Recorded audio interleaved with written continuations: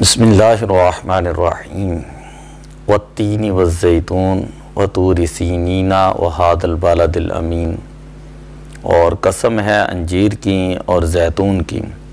اور طور سینا کی اور امن والے شہر کی۔ لقد خلقنا الانسان فی احسن تقویم، کہ بے شک ہم نے انسان کو خوبصورت ساخت والا بنایا۔ ثم رددناہ اسفل سافلین، پھر ہم نے اسے نچلوں سے نچلا بنا دیا۔ الا الذین آمنوا، سوائے ان لوگوں کے جو ایمان لائے، وعملوا الصالحات، اور جنہوں نے اچھے عمل کیے۔ فلہم اجر غیر ممنون، ان کے لیے نہ ختم ہونے والا اجر ہے۔ فما یکذبک بعد بالدین، اس کے بعد تجھے کیا چیز قیامت کو جٹلانے پر آمادہ کرتی ہے۔ الیس اللہ باحکم الحاکمین، کیا اللہ تعالی حاکموں کا حاکم نہیں ہے۔ 30واں پارہ سورہ 3، اس کے اندر اللہ تبارک و تعالی نے سب سے پہلے والتین فرمایا، وہ قسمیہ ہے اور قسم ہے انجیر کی۔ یہ قسم کیوں اٹھائی، اس سے مراد مفسرین کہتے ہیں حضرت آدم علیہ السلام اور اماں حوا علیہ السلام جو جنت کے اندر رہتے تھے، آپ نے انجیر کے پتوں سے اپنے جسم کو ڈھانپا، تو اس سے حقیقت میں حضرت ابو البشر آدم علیہ السلام کا دور مبارک مراد ہے۔ والزیتون، اور زیتون کی قسم کیوں اٹھائی، اس سے مراد حضرت نوح علیہ السلام کا زمانہ ہے، جب اللہ تبارک و تعالی نے جس کو ہلاک کرنا تھا ہلاک کیا اور باقیوں کو جب محفوظ فرمایا، تو حضرت موسیٰ علیہ السلام کے پاس ایک پرندہ جو ہے وہ زیتون کا جو ہے وہ ایک پتا اٹھا کر لایا، جس سے آپ کو پتہ چل گیا کہ زمین جو ہے اس زمین نے جو ہے وہ پانی کو نکلنا شروع کر دیا ہے، اور اب زمین کے اوپر جو انسان بچ سکتے ہیں۔ تو خیر اس سے زیتون کی قسم اٹھانے سے مراد جو ہے وہ حضرت نوح علیہ السلام کا مکمل زمانہ جو ہے وہ مراد ہے۔ وطور سینین، اس سے مراد جو ہے وہ طور سینا ہے، جہاں حضرت موسیٰ علیہ السلام اللہ تعالیٰ کی بارگاہ میں جا کر اس طور سینا کے اوپر جا کر جو ہے اللہ تعالیٰ سے ہم کلام ہوتے ہیں، اللہ تعالیٰ سے گفتگو کرتے ہیں اور اللہ تعالیٰ کا کلام جو ہے سنتے ہیں، اور وہاں پر آپ کے اوپر جو ہے وہ اللہ کا کلام نازل ہوتا۔ تو اس سے مراد حضرت موسیٰ علیہ السلام کا زمانہ جو ہے وہ مراد ہے۔ وہذا البلد الامین، تو اس سے مراد جو ہے نبی اکرم صلی اللہ علیہ وسلم کا زمانہ مراد ہے۔ حضور علیہ السلام کے شہر مقدس کی قسم اٹھانے سے حقیقت میں حضور علیہ السلام کا روشن زمانہ مراد ہے، اور یہ چاروں قسمیں اس لیے کھائیں کہ یہ چاروں قسمیں اس بات پر دلالت کرتی ہیں کہ ان چاروں ادوار نے تاریخ انسانی کے اندر جو ہے نمایاں کردار ادا کیا، اور انہی ادوار میں اس نے لوگوں کو اندھیروں سے جو ہے نور کی طرف اللہ تعالیٰ نے جو ہے وہ نکالا تھا۔ آگے فرمایا لقد خلقنا الانسان فی احسن تقویم، کہ تحقیق ہم نے انسان کو جو ہے وہ خوبصورت ساخت والا بنایا، یعنی دراز کن، روشن چہرے والا، اچھی پوشاک والا بنایا۔ اس انسان کو ہم نے عقل و شعور اور تدبر عطا کیا کہ جس کے ساتھ جو ہے وہ اچھی اور بری چیز کے درمیان امتیاز کر سکتا تھا، اور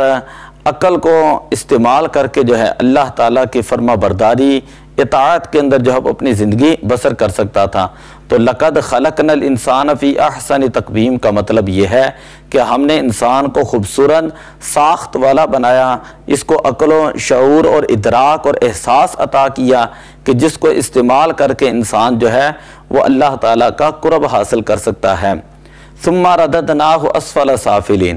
یہ اس لیے بیان فرمایا کہ پھر ہم نے اس کو جو ہے وہ نچلے لوگوں میں سے بنا دیا، اسفل السافلین میں سے بنا دیا۔ تو اس کا مطلب یہ ہے کہ پھر انسان جو ہے اتنا اعلیٰ مقام جو تھا کہ انسان خوبصورت ساخت پہ بنایا گیا تھا، اب وہاں سے گرا کس لیے؟ گرا اس لیے کہ انسان نے اپنی عقل کو جو ہے وہ شیطان کے راستے میں استعمال کیا اور خواہش کی پیروی کی، دنیاوی غرض اور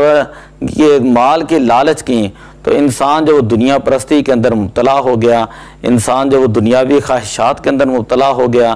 گناہوں کے اندر بے حیائی، فحاشی اور عریانی کے اندر مبتلا ہو گیا، اور اللہ تعالیٰ کے احکامات کو جب اس نے چھوڑ دیا تو اللہ تبارک و تعالیٰ نے فرمایا ثم رددناہ اسفل سافلین، کہ پھر ہم نے اس کو جو ہے اسفل السافلین کا جو مقام تھا اس کے اوپر جو ہے اس کو پہنچا دیا۔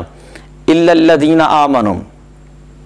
سوائے ان لوگوں کے جو ایمان لائیں، وعملوا الصالحات، اور جنہوں نے اچھے عمل کیے، فلہم اجر غیر ممنون، ان لوگوں کے لیے اللہ تبارک و تعالیٰ نے نا ختم ہونے والا اجر جو ہے وہ تیار کیا ہے، جو ان کو نا ختم ہونے والا دائمی اجر جو ہے وہ دیا جائے گا۔ یہ وہ لوگ تھے کہ جنہوں نے جو ہے وہ ایمان، اللہ تعالیٰ کی توحید کے اوپر ایمان لائے، اپنے عقائد کو پختہ کیا، اور دنیا کے اندر رہ کر اللہ تعالیٰ کے احکامات کے مطابق انہوں نے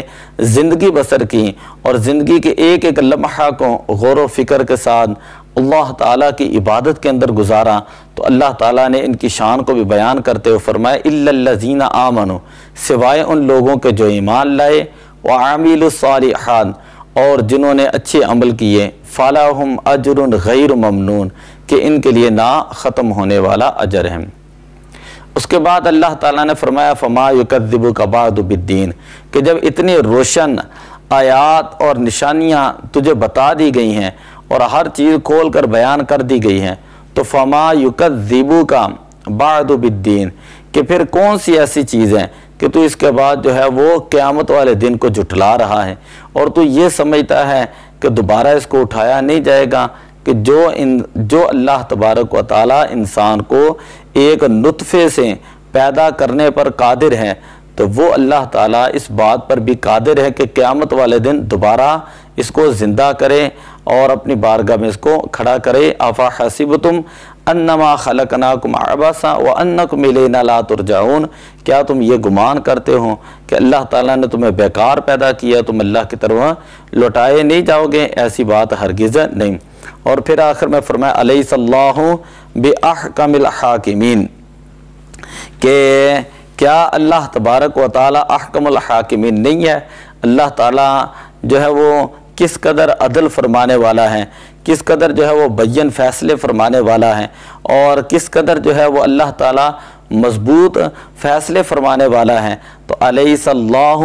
باحکم الحاکمین، کہ کیا اللہ تعالیٰ احکم الحاکمین نہیں ہے؟ یقیناً اللہ تعالیٰ احکم الحاکمین ہے۔ تو جب اللہ تعالیٰ احکم الحاکمین ہے تو پھر حق بنتا ہے کہ انسان اللہ تعالیٰ کی اطاعت اور فرمانبرداری کے اندر اپنی زندگی بسر کریں۔ یہ سورہ 3 تھی، اس کی مختصر،